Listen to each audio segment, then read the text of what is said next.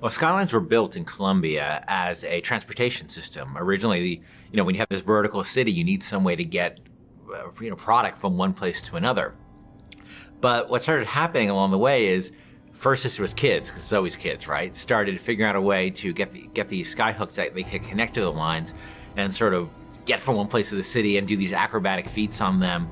But as the situation in Colombia started devolving and the place got more violent and normal routes of transportation started getting disrupted, and people started using the Skylines to get around. The Vox Populi and the founders started using it in combat situations. And all of a sudden, the requirement for guys who knew their way around a skyline and who could fight effectively on the Skylines became way more important.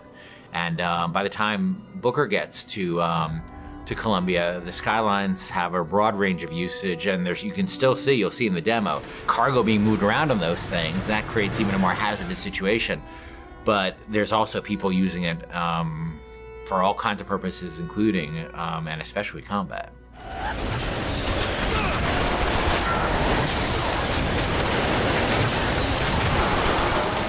One of my big frustrations in working on Bioshock 1 is we had the ocean, but it was really just a piece of art. We never really dealt with, what it was like to fight at the bottom of the ocean in any meaningful way.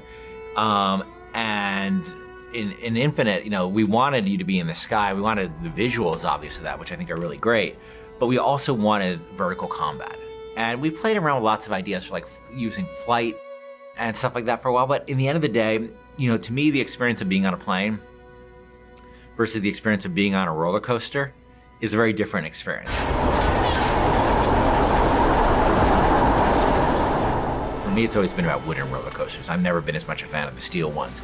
And that sort of clackety-clack feeling of, that going up to the top of a hill and then going over, and that amazing feeling you have. And I really want to put that in a game. I want to get that feeling in a game. And then, of course, being a video game, I want to enhance that with combat. I want to be on one of those old wooden roller coasters that's stacked upon another wooden roller coaster in this city and jumping from one to the other with weapons, with people shooting at me. I just wanted to get that feeling. And this isn't a monorail. This isn't a people mover. This is something that is incredibly vertical. It's incredibly open-ended. And that's what Bioshock games are about. They're about giving the player a ton of tools and a ton of options and just letting them go to town. The Skyline! Follow me!